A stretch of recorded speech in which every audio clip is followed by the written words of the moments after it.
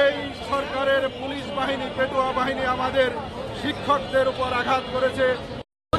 12,500 টাকা অত্যন্ত লজ্জাকর বিষয়।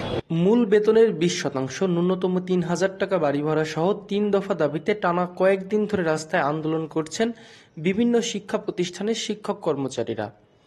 কখনো জাতীয় প্রেস ক্লাবের সামনে, কখনো কেন্দ্রীয় শহীদ মিনার প্রাঙ্গণে বা হাইকোর্টের সামনে সড়কে কর্মসূচি পালন করছেন তারা।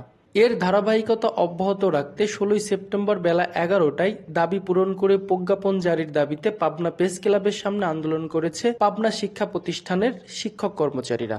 শিক্ষাবর্ষের শেষ সময়ে এমন পরিস্থিতিতে শিক্ষার্থীদের পড়াশোনা ক্ষতির পাশাপাশি রাস্তার আন্দোলনে শিক্ষকদের যেমন কষ্ট হচ্ছে, তেমনি সাধারণ মানুষকেও ভোগান্তিতে পড়তে হচ্ছে। কয়েকদিন ধরে পরিস্থিতি এমন চললেও সরকারের পক্ষ থেকে নিরসনে এখন পর্যন্ত কোনো কার্যকর পদক্ষেপ নেওয়া হয়নি।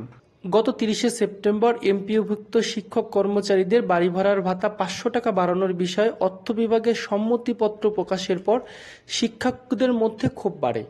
শিক্ষকদের ভাষ্য, সামান্য ভাতা বৃদ্ধি পেয়েছে, যা শিক্ষকদের জন্য লজ্জার।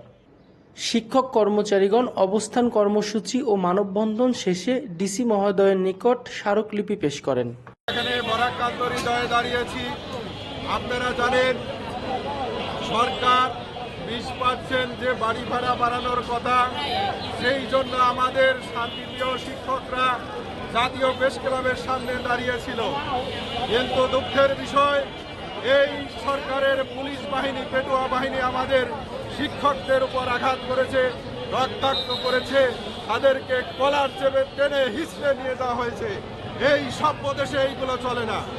আমরা এর তীব্র প্রতিবাদ জানাচ্ছি।